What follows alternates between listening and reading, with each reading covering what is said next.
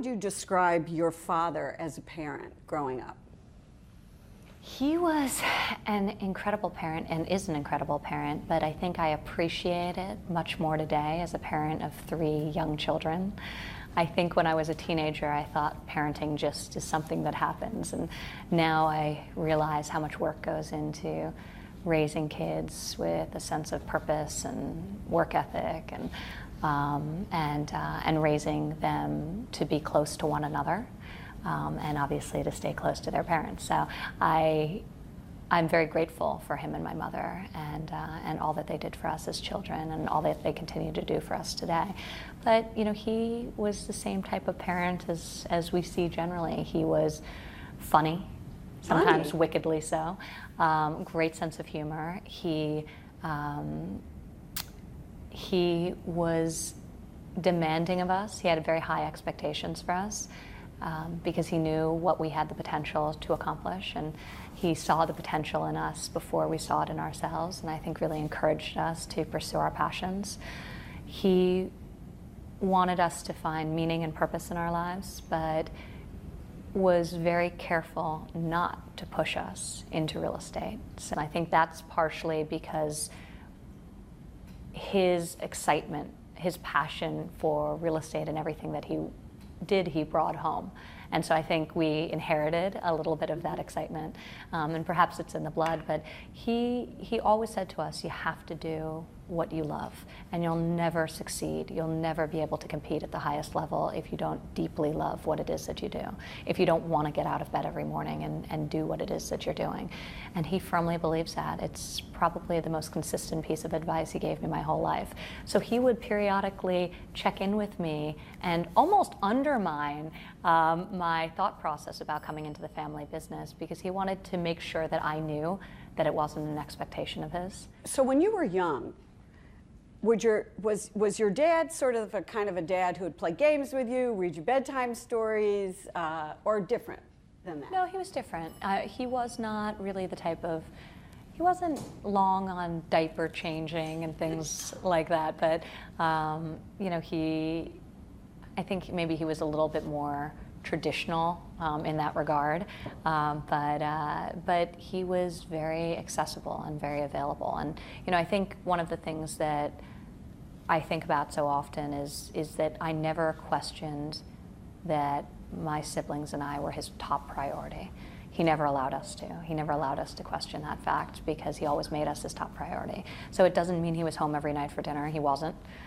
He was working very hard. He was building an enormous business, and he was in the early days of doing that when I was young, and had a lot to prove to himself and to others. And he had big ambitions for himself. So, he wasn't always physically present, but he was always available. So actually, as a little girl, a friend of mine reminded me about this recently, that she used to hang out with me in a janitor's closet where there was a payphone at school, and on recess, I'd go there and I'd call collect to his office. I was probably 10 years old, and I'd call collect to the Trump Organization, which is hilarious. That you'd say, "Hi, this is Ivanka." Calling collect from the Chapin School, and he would pick up the phone every single time, and he'd put me on speakerphone. It wouldn't be a long conversation. He'd introduce me to whoever was in his office, but only in retrospect, I laugh now that it didn't matter who was there.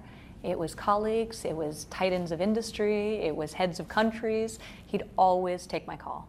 And he'd always tell everyone in the room how great a daughter I was, and say cute things, and ask me about a test I took. But I think that's really telling of him as a person and a parent. We always came first. How about when you brought home a date or a boyfriend? I was too smart to bring home a date or a boyfriend. I think I brought home my husband. That's it. So he was not my husband when I brought him home, but I was not going to subject boyfriends to the scrutiny of my father or mother, for that matter. unless I was 100% sure. And let me move on now to the campaign a little bit. Your father has said that you and Melania have wanted him to be more presidential, is the word that he uses. Tell me about that, because do you believe that the nicknames he used for some people or the name calling was a mistake? Is that what you're talking about when you say more presidential? Well, you would, my conversations with my father are really between us, but, obviously I'm his child, and I'm also been his colleague. I've worked alongside of him for the past decade here at the Trump Organization, and part of the reason we have such a good relationship is because he respects me and because I'm candid in my opinions and I share them, solicited or otherwise.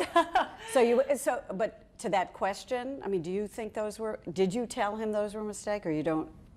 Well, once in a while he'll say things and I'll tell him he could probably do with ratcheting it back. And he listens?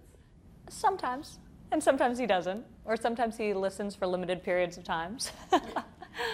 But you can tell him. Look, I think it's part of what people love about him. It's also part of what angers people. Mm-hmm. He is authentic. Nobody tells him who to be. He is himself. He is his own man.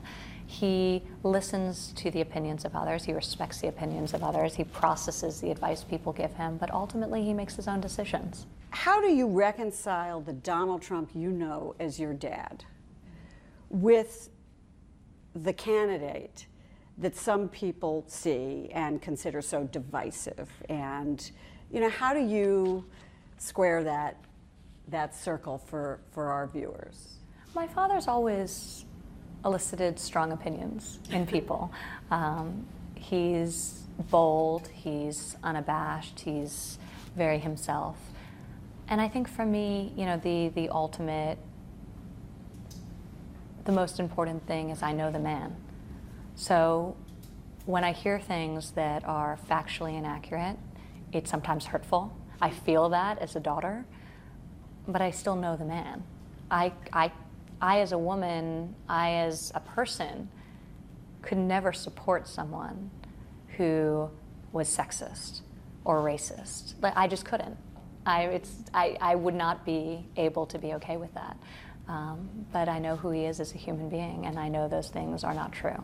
And not many people say those things, but when they do, it's easier for me to dismiss it because of that fact.